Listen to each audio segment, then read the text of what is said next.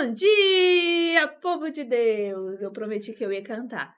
A 13 de maio, na cova da iria. Apareceu brilhando a Virgem Maria. Gente, não é assim que a gente canta aqui no Não. Brasil. A 13 de maio, na cova da iria, no céu aparece a Virgem Maria. Nós temos uma tradução um bocado diferente. Mas é a nossa que é a verdadeira. Exatamente, no mínimo. Até porque foi em Portugal, não é? Portanto, a A vossa é a nossa que é verdadeira. a verdadeira. Nossa Senhora. Tadinho. Sejam todos muito bem-vindos nesse dia tão especial para nós, 13 de maio. Exatamente. 13 de maio de 1917, Nossa Senhora aparece aos pastorinhos em Fátima. Então, bora começar o nosso dia Exatamente. rezando um Ave Maria, né? Pedindo a Nossa Senhora que mais uma vez nos dê a graça de fazer a vontade de Deus. Exatamente. Em nome do Pai, do Filho e do Espírito Santo. Amém. Ave Maria, cheia de graça, o Senhor é convosco. Bendita sois vós entre as mulheres. Bendito é o fruto do vosso ventre, Jesus. Santa Maria, Mãe de Deus, rogai por nós, pecadores, agora e na hora da nossa morte. Amém. Nossa Senhora de Fátima, Rogai. rogai por nós. Em nome do Pai, do Filho e do Espírito Santo. Amém. Então, mais uma vez, sejam todos muito bem-vindos. É uma alegria estar com vocês. Já estou aqui vendo quem está conosco já ao vivo. Sejam todos bem-vindos. Hoje, então, como nós dissemos, hoje é um dia especial. Estamos no nosso podcast número 13 e o tema central será 73. 13. Tô doida da cabeça. Viu o número 3. 13 é porque hoje é dia 13. Exatamente. Podcast número 73. Nossa, é muita coisa, né? É. Nunca ninguém poderá dizer que não existe formação mariológica acessível a Para todos todo a mundo. 24 horas, todas as 24 horas que o dia tem, que o ano tem, pessoas de todo o mundo podem aceder à formação mariológica gratuita. Gratuita e de qualidade. Exatamente. Então, o tema Nossa Senhora do Rosário de Fátima. Hoje vai ser um dia onde em todas as redes sociais Nossa Senhora de Fátima vai estar estampada, né? Exatamente. E acredito que vocês já conheçam a história das aparições. Exatamente. Então, neste podcast, a gente tentou não enverdar por aquela polémica do terceiro segredo de Fátima que as pessoas adoram. Poderemos, no futuro, vir a ter episódios Sim. sobre o terceiro segredo de Fátima, ou a terceira parte do único segredo de Fátima, depois como quiserem dizer. Mas, permitam-me que diga, assim, a partir do momento em que o prefeito para a Congregação da Doutrina da Fé faz uma interpretação do terceiro segredo de Fátima e mesmo assim continuam a dizer, etc., e chega uma altura que é demais. Quer dizer, que existam 8 versões escritas ao longo dos anos do segredo de La Salette e que depois Melanie escreva e publique uma versão do segredo e que, não tendo sido interpretado, etc., de alguma forma possa suscitar algumas interpretações. Muito bem, compreende-se. Agora, quando o organismo Vaticano lê, apresenta, interpreta, já chega. E, curiosamente, eu estava lá. No dia. No 13 de maio de 2000, na beatificação dos pastorinhos, Sim. eu estava lá. 2000 e... No ano 2000, com João Paulo II. 2000. Eu estava lá em Fátima, com São João Paulo II, na beatificação dos pastorinhos. Eu estava lá. Se você não for santo um dia, é só porque não quis, né? Que a graça de Deus Oh, é só unção. é presente. É só unção, exatamente. Só unção. Então, hoje, falando de Nossa Senhora do Rosário de Fátima, e normalmente a gente só costuma falar Nossa Senhora de Fátima, né? Exatamente. Mas a determinada altura os pastorinhos perguntam, então, mas quem é que Vosso Mecê quer dizer que é? Porque quem é que não é? E ela diz, eu sou a Senhora do Rosário de Fátima. É o E primeiro nome chama-se Santuário de Nossa Senhora do do Rosário de Fátima. Rosário de Fátima. Exatamente. Então, vamos lá. Muito bem, então, primeiro ponto. Onde é que é Fátima? Já agora, naquela altura não se dizia de Fátima, mas da Fátima. Da Fátima. Da Fátima, sim. Inclusive, se não Esse me é o nome engano, original. a Nossa querida cultora de Mariologia, Maria Manuela, deve estar hoje, Oh, certeza. E se você imagina. tiver aí, Manu, dá um oi para nós. E também depois manda fotos, porque eu tenho certeza que ela Exatamente. deve estar lá. Exatamente, no Santuário de Fátima. Então, Fátima é uma hoje é uma pequena cidade no centro de Portugal, a norte de Lisboa. Se vocês chegarem a Lisboa, que é a capital de Portugal, um ónibus deve demorar umas 2 horas, 2 horas e meia a chegar a Fátima. Que para o Brasil é já ali, É rapidinho. para nós é. Uma longa viagem. É, exatamente, exatamente. Então, os acontecimentos narrados portanto, não acontecem na aldeia de Fátima, que ainda hoje em dia se preserva, a casa dos pastorinhos, o poço, a loca do cabeça, os chamados valinhos, mas nas imediações, numa cova, claro que eu tenho que explicar o que é cova, não é? Cova da Iria. Ora, cova de Iria, aliás. Cova não é gruta. Há pessoas que chegam a Fátima e perguntam, então onde é que fica Hum, a gruta? Porquê? Porque em espanhol, cova significa gruta. Cova é um declive. Ou seja, os terrenos de pasto fazem isto e depois fazem isto. Estão a entender? Fazem isto. Isto é uma cova. para nós também, cova é isso. Pois Só é que a isso. gente não pensa. Quando vai É falar de cova da Iria, parece que é uma gruta mesmo. isso, porque Mas Lourdes, de cova no facto, nosso, no nosso português brasileiro não é é. cova. Cova. Não é um buraco no chão, é Ah, simplesmente faz uma cova. um bastante. E ainda hoje esse declive existe. Se vocês forem à Basílica do Rosário e à Igreja da Santíssima Trindade, vocês vão ver um declive onde está a Capelinha das Aparições. Hum, Existe, não entendi. aplanaram. Muito bem. Então, a cova, diga.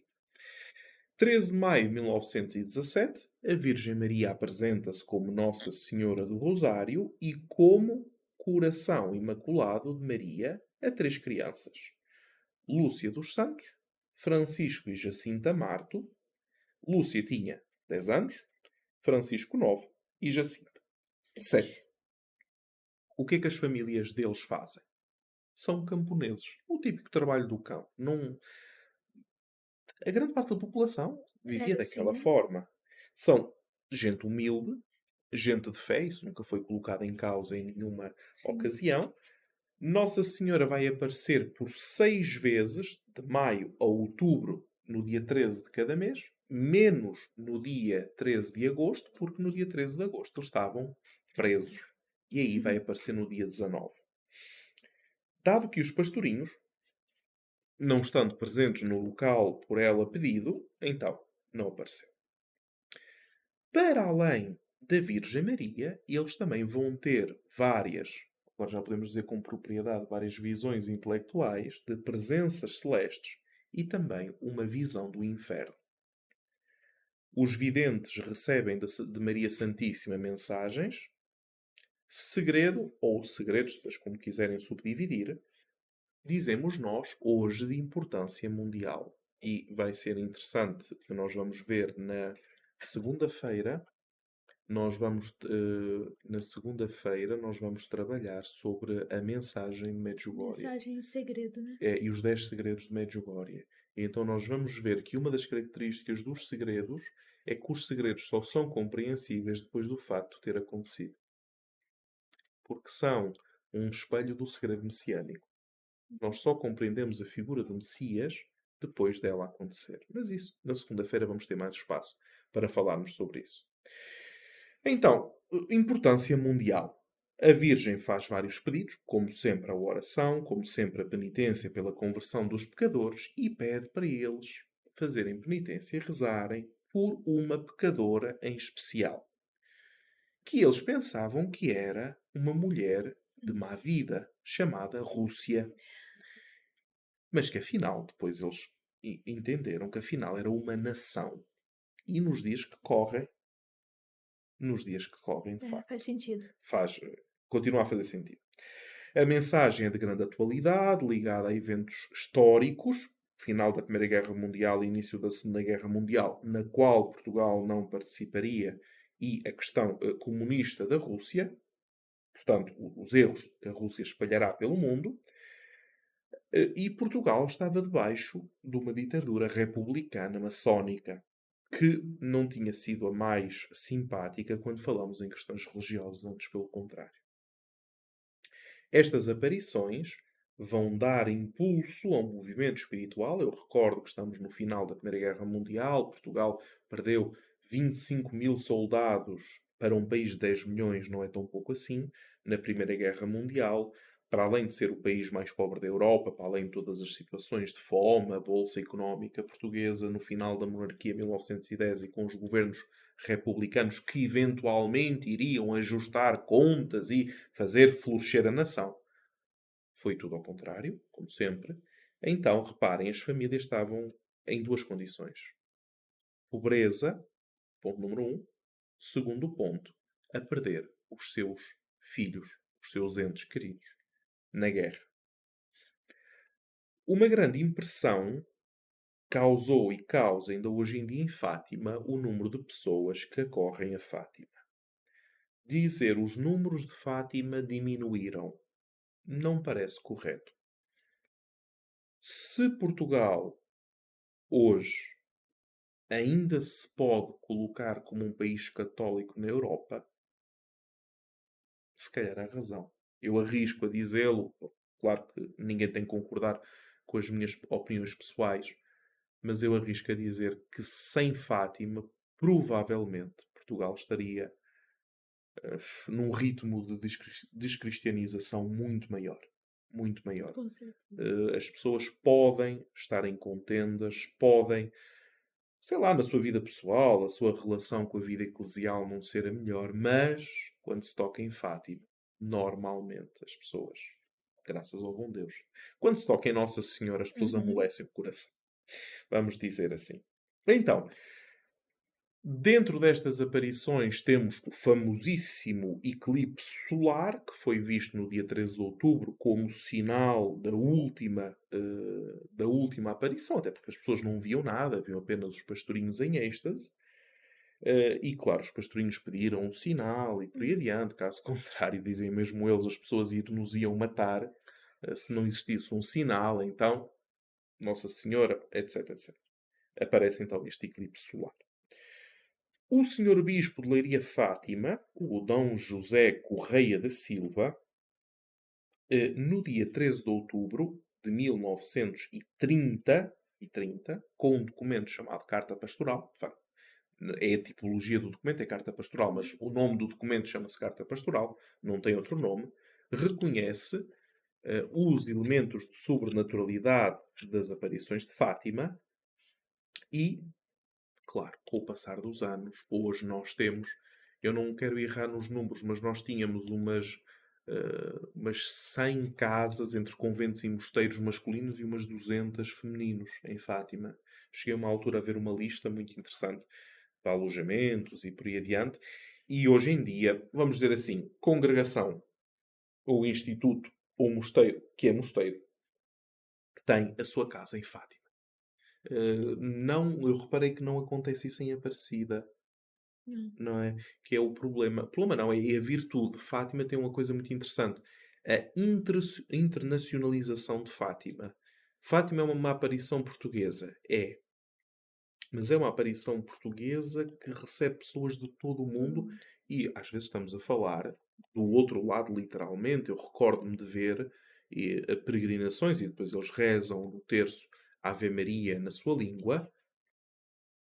Vietnã, Coreia, Hum. Indonésia, Filipinas, Timor, ou seja, países, bom, para mim, perdidos no meio do nada, do outro lado do mundo, organizam peregrinações em massa e vão a Fátima.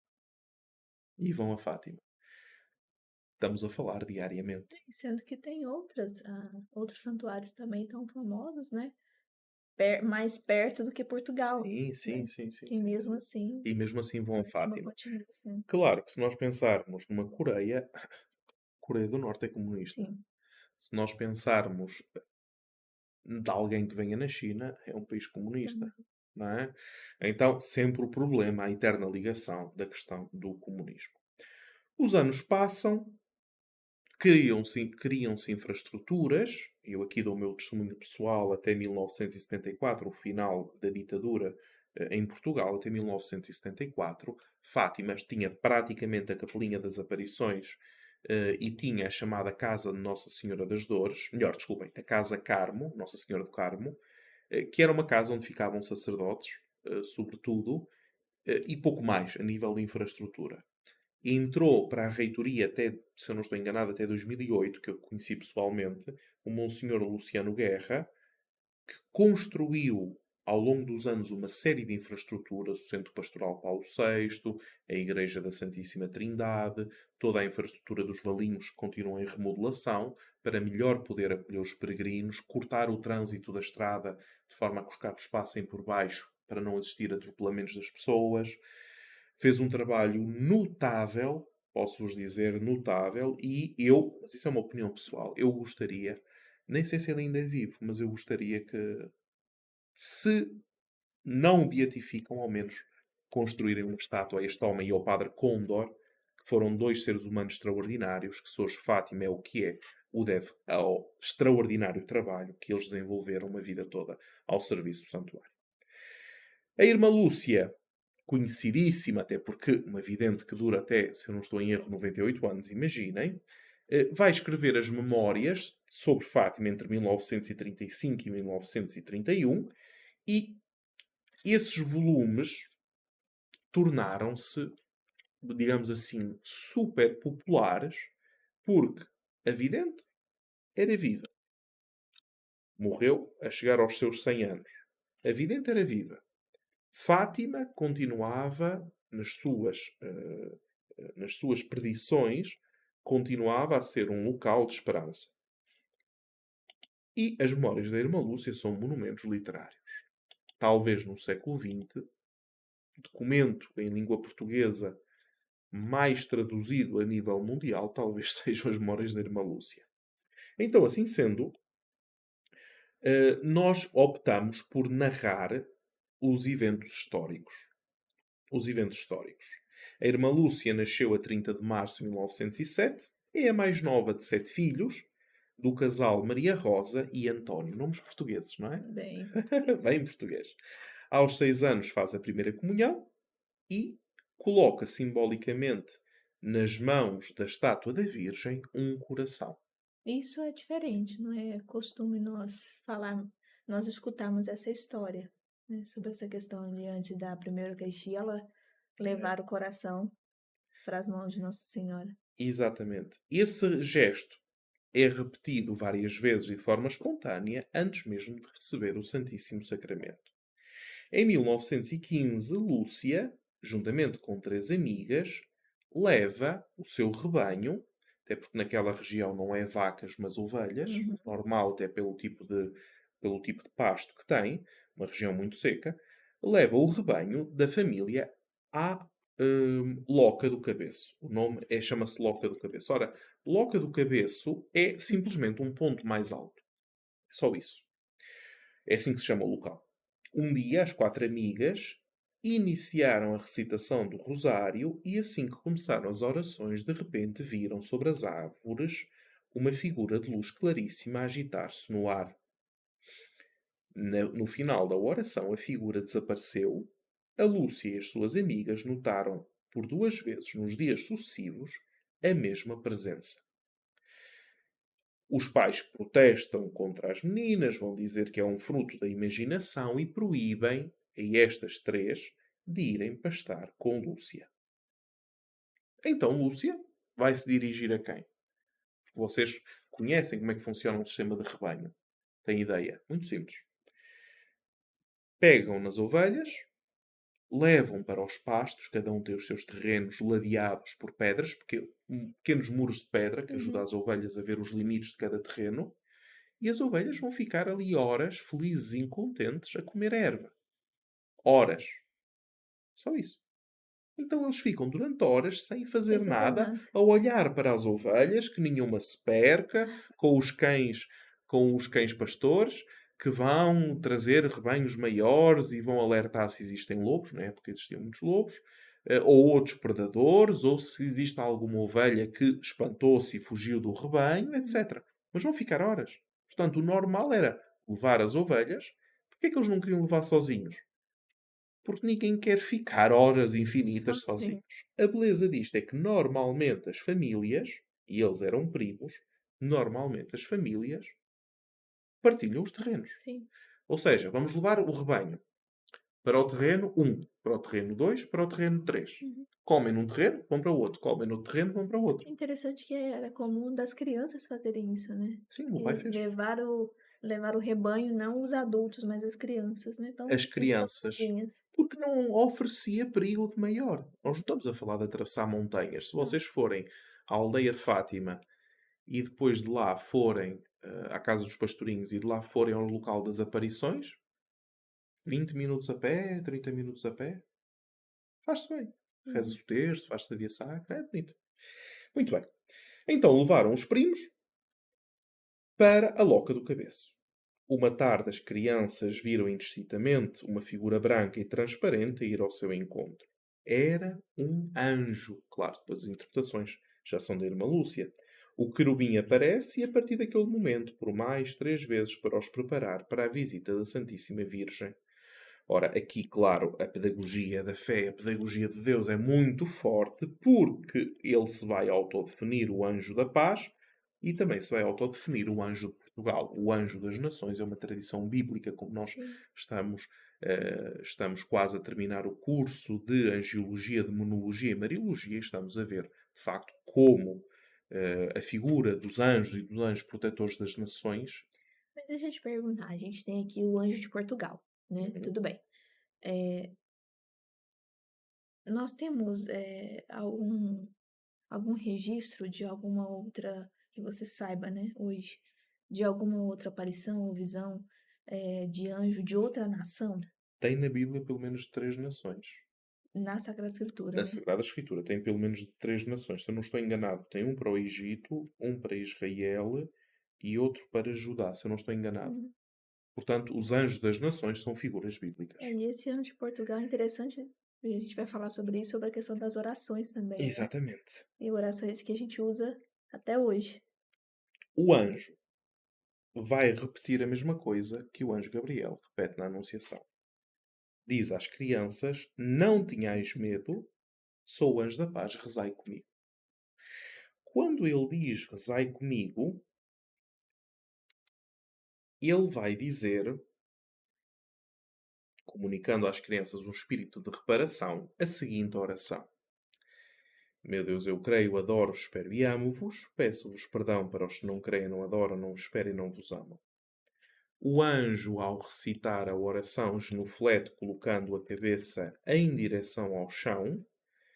No final, levanta-se e diz: Assim deveis rezar. Os corações de Jesus e Maria estão abertos às vossas orações. Ora, é muito interessante porque ainda hoje em Fátima se faz a experiência da peregrinação das crianças em que elas repetem exatamente este gesto com a testa no chão, tal como o Hum. anjo. A posição de oração. E, ao que parece, as experiências são maravilhosas. Na segunda aparição, enquanto as crianças brincavam no átrio da família Santos junto ao poço, hoje conhecido como Poço do Anjo, ainda lá está o poço, ainda lá está o átrio e lá está a estátua, aparece o anjo e lhes ensina a prática do sacrifício, sobretudo cotidiano. O anjo aparece e diz: O que é que vocês estão a fazer? Rezai e rezai muito para a conversão das almas. Na terceira aparição do anjo, as crianças estavam nos pastos, ao lado do rebanho, e estavam em oração. Desta vez, uma estranha luz tem na mão esquerda um cálice, do qual pinga sangue de uma hóstia suspensa no ar. O anjo deixa flutuar o cálice no ar, depois ajoelha-se próximo das crianças e inicia a rezar desta forma: Santíssima Trindade, Pai, Filho e Espírito Santo, adoro-vos profundamente e vos ofereço o preciosíssimo corpo, sangue, alma e divindade de Nosso Senhor Jesus Cristo, presente em todos os sacrários da terra, em reparação dos ultrajes, sacrilégios e indiferenças com que ele mesmo é ofendido, e pelos méritos infinitos do seu sacratíssimo coração e do coração imaculado de Maria, peço-vos a conversão dos pobres pecadores. Não é um dado de facto. Mas eu garanto-vos que no momento da elevação do cálice, em Portugal em silêncio, isto é o que nós rezamos. Não é regra. Essa oração. né, ensinada pelo anjo. Ah, existe alguma outra parecida na liturgia daquela época? Se nós olharmos Ou para é o cânon, totalmente novo? se nós olharmos para a liturgia que era o cânon romano, a oração eucarística número um do atual missal romano, e compararmos com as orações do anjo, são muito Pois é, semelhantes. Existe, que legal. como é óbvio, uma enculturação. Isso então é um ponto também, nós falamos, né, na masterclass sobre a questão dos critérios. É, Essa ligação com a liturgia da época é um critério exatamente, positivo. sim. É um critério É um positivo. critério positivo. Depois as crianças receberam a comunhão mística, problema que nunca ninguém resolveu. Se elas já receberam Hum, a primeira comunhão, é possível receber a primeira comunhão de um anjo. hum. A comunhão mística tomou o cálice e a hóstia do ar e deu de comungar à Lúcia e o sangue do cálice à Jacinta e ao Francisco. Ora, porquê é que deu o corpo e sangue à Lúcia e O corpo, a Lúcia e o sangue, os outros exatamente. dois. Agora aqui, coragem, muitas hipóteses colocam-se, mas não é fácil. Sabemos que no Oriente Cristão as crianças comungam tranquilamente o sangue de Cristo, mas saberemos. O anjo, no momento em que dava a comunhão às crianças, disse: Recebei o corpo e bebei o sangue de Jesus Cristo, que foi ofendido assim terrivelmente da ingratidão humana. Expiai os vossos pecados e consolai o vosso Deus. Depois se ajoelhou de novo e repetiu com as crianças por 3 vezes a oração da Santíssima Trindade. Por fim, o anjo desapareceu no ar, enquanto as crianças estavam cheias de paz e alegria interior. E essa oração, tenho certeza que muitos de vocês que estão nos escutando, eh, eu ainda sou mais nova, mas eu tive um pároco muito piedoso, né, que é o padre José Maria, e foi a primeira oração que eu aprendi para rezar durante a comunhão. Então ele falava para as crianças: "Vai comungar Jesus", o que que a gente vai falar, né? Comunga ali Jesus, então ele já primeira oração da catequese era essa para saber o que rezar Isso, quando comungasse. Então eu tenho isso. certeza que também muitos de vocês essa oração nós já sabemos de cor, ensinados talvez ou pelos nossos pais ou pelos nossos Avós, catequistas. ou os padres, né, os É. padres, uma leva boa de padre piedoso que que nós tivemos. Então, depois nós começamos com a primeira aparição de Então Maria. é como se fosse Pedagógico. uma questão pedagógica Sim, sim. de preparação para receber a Virgem. Receber a Virgem. Então acontece a primeira aparição no dia 13 de maio de 1917. Vamos à história. Santa Missa ao domingo, óbvio. Sempre a chamada missa primeira, que era muito comum. Eu ainda me lembro dessa época. O normal era Cedo, cedo. missa às 6:30 da manhã, às 7 da manhã, todos os dias, ao domingo, cedíssimo. Porquê? Porque depois as tardes de domingo eram animadas, Hum. por um lado. Por outro lado, os rebanhos continuam a precisar de pastar. Aham. Trabalha. Então, era preciso levar para os pastos, e claro, se estiverem vagas, comem muito mais, de manhã e à Uhum. tarde. Depois da Santa Missa domingo, as crianças levaram os rebanhos a pastar na cova da Iria, na Loca do Cabeço, que mais tarde se tornaria famosa pelas aparições do anjo. Depois de ter comido e recitado o rosário, começaram a jogar. Ora, esta parte, comido e recitar o rosário. Recitar o rosário era normal, muito comum nesta época. Ou seja, pensem comigo, vocês estão parados.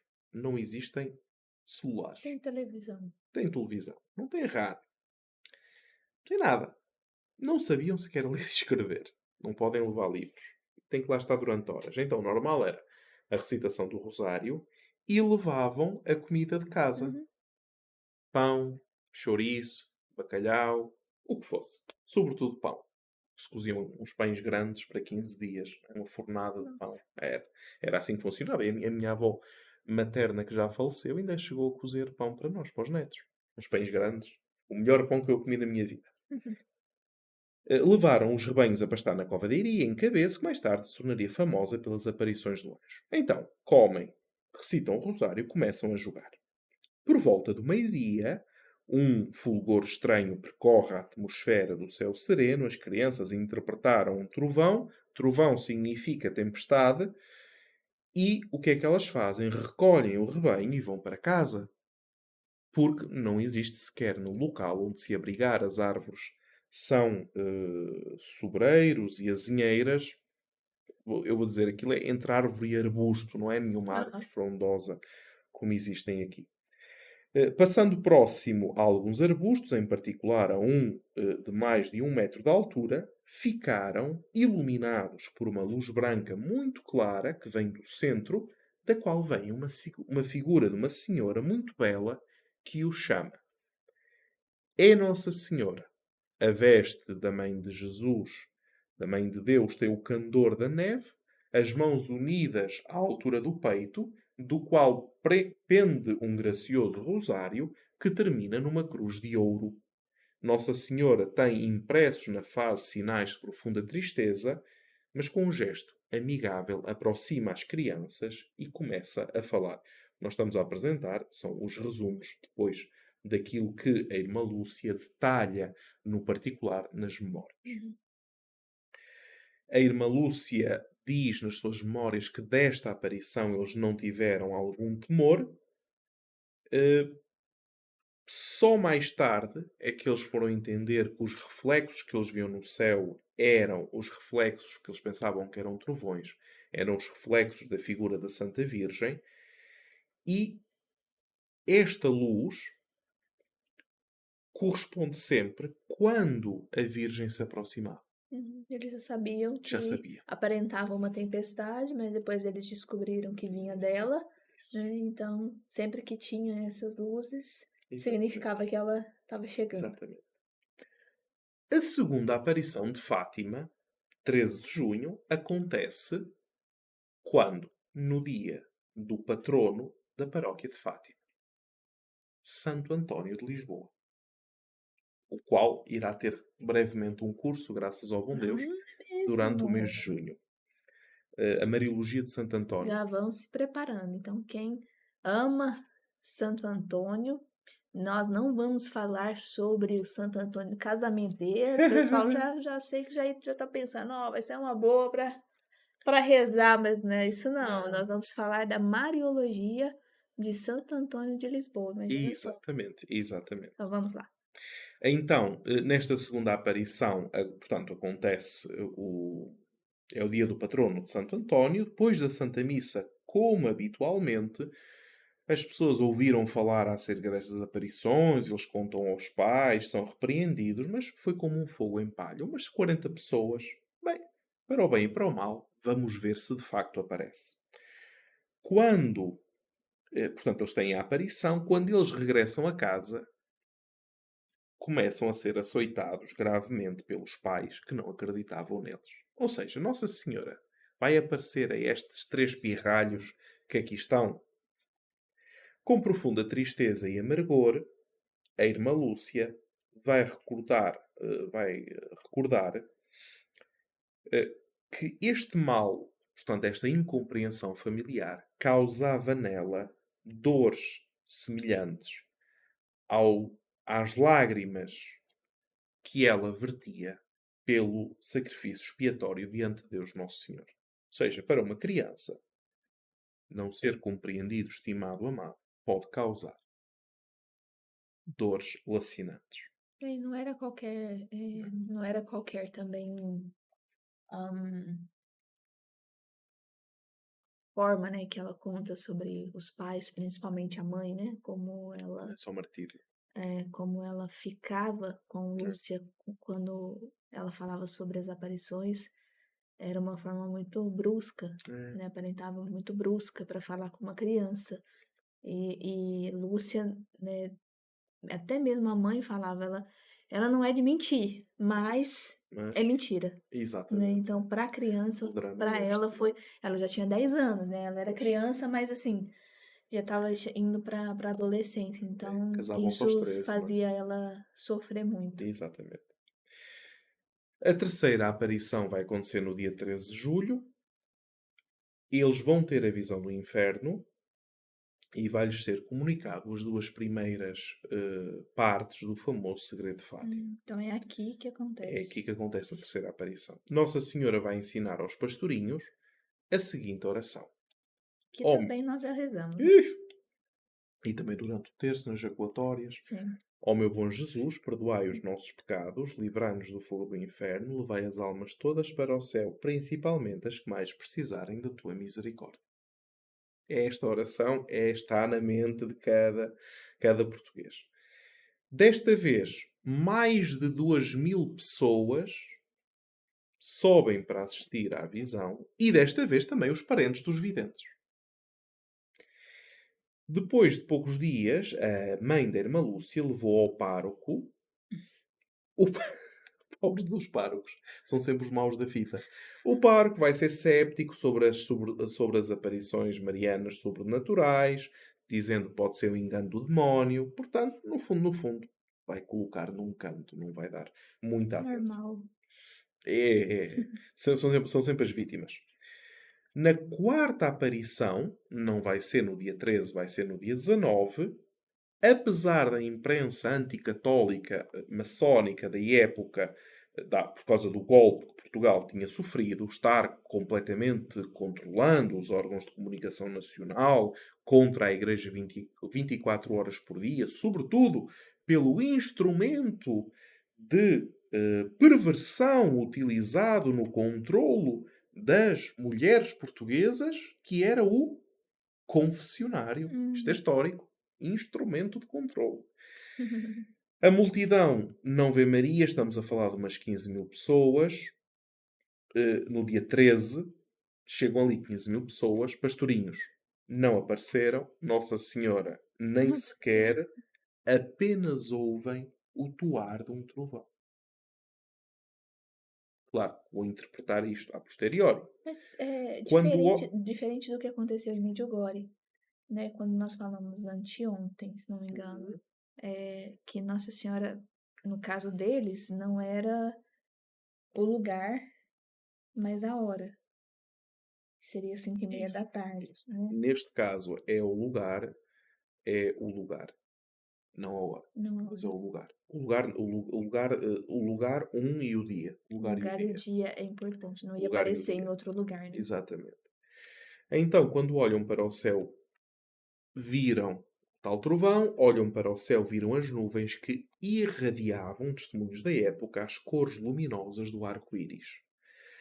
A razão pela qual os pastorinhos não compareceram deve-se ao facto que o presidente da Câmara da Vila Nova de Ourém tinha sequestrado os videntes e só os entregou 3 dias depois aos pais, ameaçou os videntes que, se não lhes revelasse o segredo, os ia fritar em azeite quente. E os videntes, entre eles, diziam que morrerão alegremente por amor a Cristo. Ora, ameaçados de morte, ameaçados de tortura, mesmo assim não revelaram o segredo. É curioso notar que as aparições têm uma dimensão social muito forte que faz tremer governos totalitários. É curioso.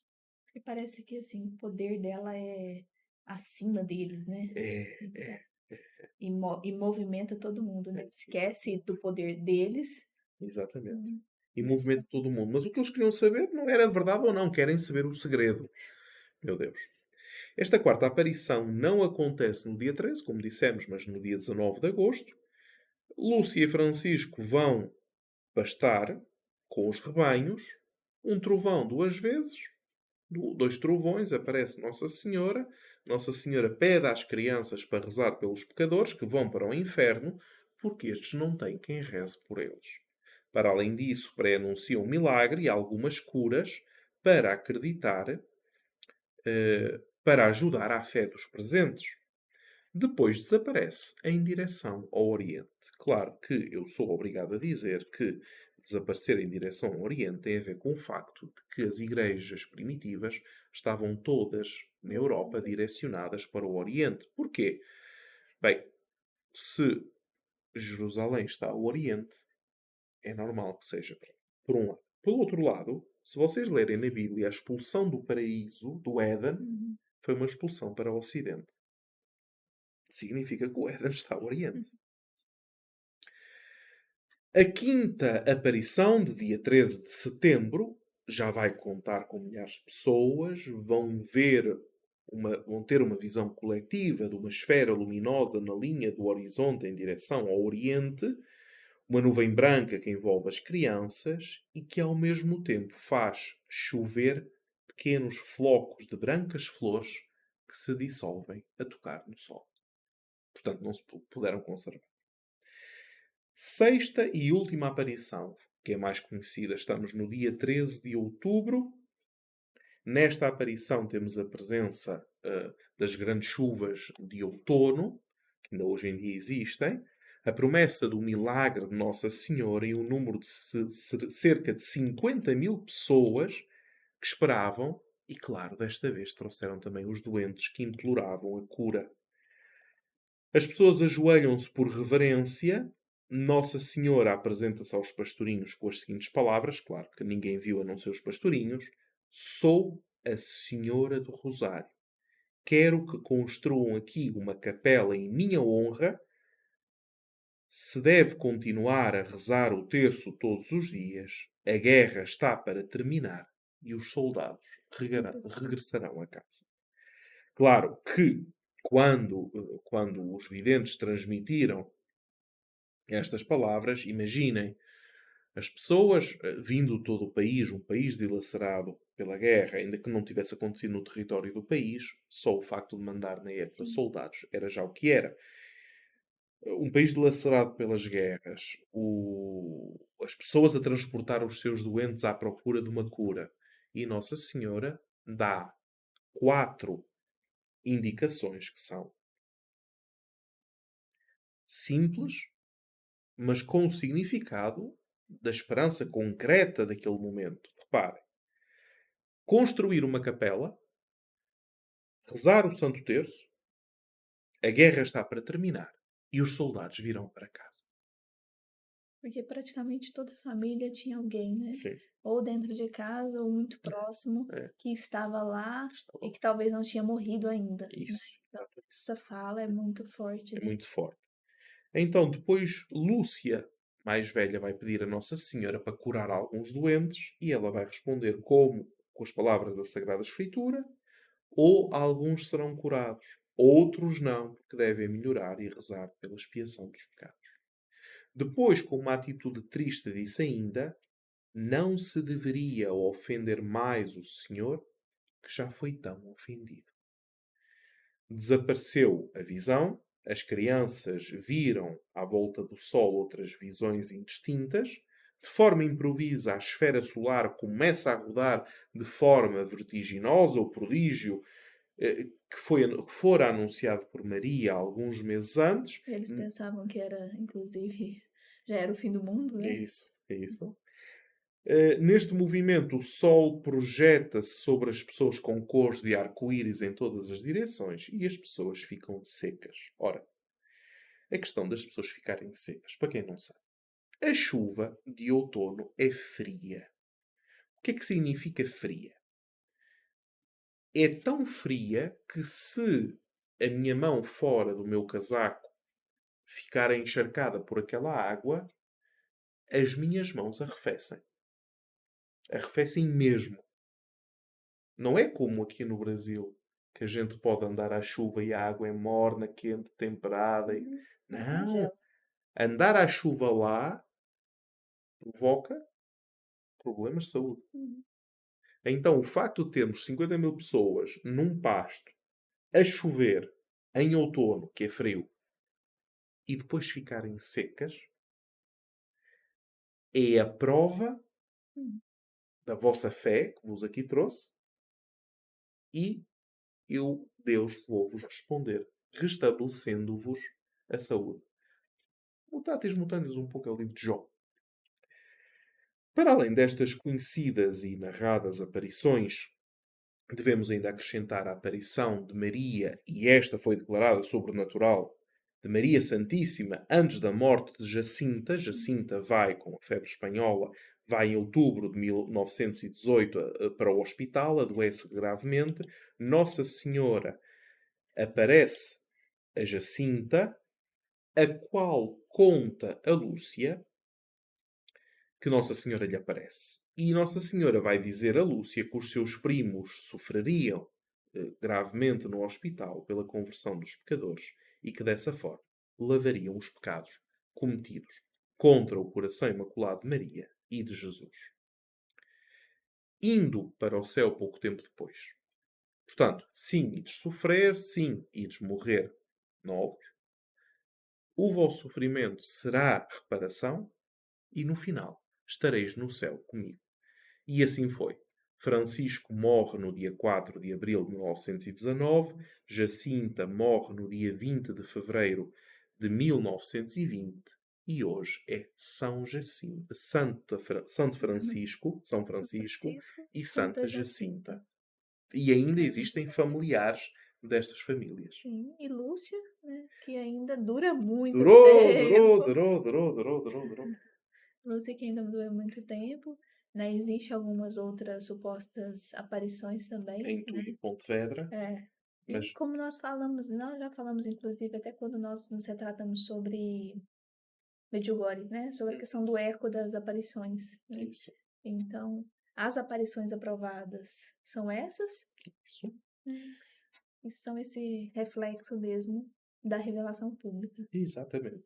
Se vocês quiserem saber sobre o que é que o bispo, com a carta pastoral, aprova e qual é o significado daquilo que ele aprova como sobrenatural, daquilo que ele omite sendo sobrenatural, nós temos o último episódio, a última aula do curso da Teologia das Aparições, em que o caso prático, depois de 11 aulas, ao olhar para o significado das revelações à luz da revelação, a última aula é dedicada à análise de um Sim. caso prático, que é o documento magisterial por excelência sobre Fátima e que normalmente ninguém conhece. Sim, é fantástico. Por isso, nós queremos aproveitar para convidar vocês. Nós abrimos, né, o curso da Teologia das Aparições. Provavelmente vocês já sabem. Quem ainda não se inscreveu, é só entrar no site jornadalocos.com. Lá vocês terão acesso a todas as aulas já prontas em forma EAD para que vocês possam assistir no tempo que vocês quiserem. Né? Vocês têm um ano para poder fazer o curso, né? Terminou de fazer o curso, vocês recebem um certificado de formação, né? O certificado de formação da Locus Roma. É Exatamente. Um isso. certificado internacional de um curso de alta formação que vos dá as bases, juntamente com a Masterclass, para, de facto, conseguirem ler à luz da revelação a importância e o lugar que as revelações têm na vida da Igreja, na vida de Cristo, as aparições de Maria e na vida dos santuários. Eu tenho certeza que neste curso, todas aquelas demais dúvidas e outras que vocês nem sabiam que tinham Tinham serão respondidas. respondidas, nesse curso. Jornadalocos.com. Jornadalocos.com. No mais, tenham um santo dia 13 de maio, um dia tão importante para nós, cultores de Mariologia. Celebrem com as suas comunidades, vão à Eucaristia, rezem. Aproveita, pega no artigo que será colocado no site locusmariológicos.org. Nós colocaremos todo esse artigo e você vai poder pegar as orações, né? As orações do Anjo de Portugal, para poder rezar na Eucaristia, durante a comunhão, por exemplo, durante o momento da elevação do corpo e do sangue. Aproveita e reza conforme os santos pastorinhos também rezaram. Exatamente. E E dito ficamos isto, isso. até segunda-feira. Até segunda-feira, porque segunda nós voltaremos a falar de Medjugorje. Ainda não terminamos, né? Sobre a mensagem de Medjugorje. Vamos falar sobre a mensagem e os segredos de Medjugorje. Então, não percam. Segunda-feira, às 9 horas da manhã, nós nos encontramos aqui. Com a graça de Deus. Com a graça de Deus. Até amanhã, se Deus quiser. Tchau. Tchau.